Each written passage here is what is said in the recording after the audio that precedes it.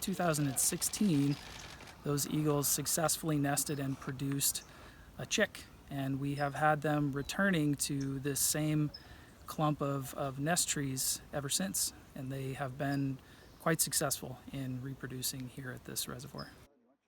That tree is probably around 100 feet tall, and they likely selected this site for a number of reasons, one of which is probably the location being a good vantage point over the reservoir to identify and find prey.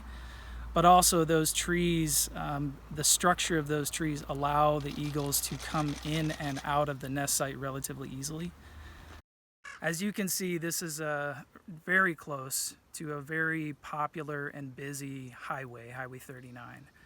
The nest trees are relatively close, and people like to walk down the highway to an area where they can get really close to the trees.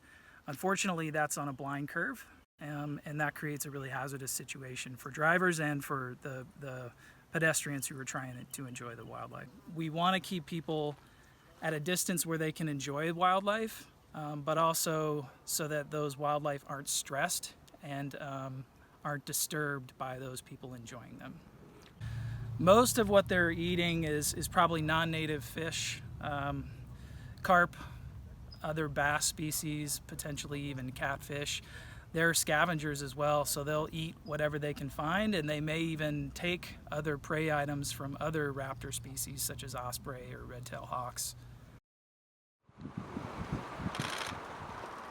The weight of their nest can be very heavy. They continue to build upon their nest every year, so they can weigh up to 1,000 pounds if it's used repeatedly over many years. Yeah. It's right in the middle of two large reservoirs that provide a lot of food. There are many, many fish in these reservoirs that these birds eat on a regular basis, and I suspect that it's a combination of being in between those reservoirs, having a high vantage point to be able to survey and look for various prey species, as well as the actual structure of the tree itself, allowing for these large birds to be able to come in and land in the nest.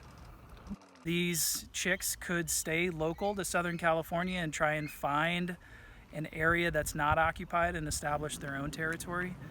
It's also possible that these birds could migrate north, like many others.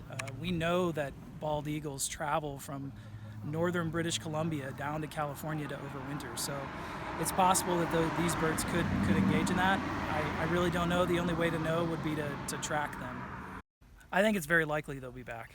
Yeah, they've been successful each year. They've come back since 2016, and I think it's very likely they'll be back next year.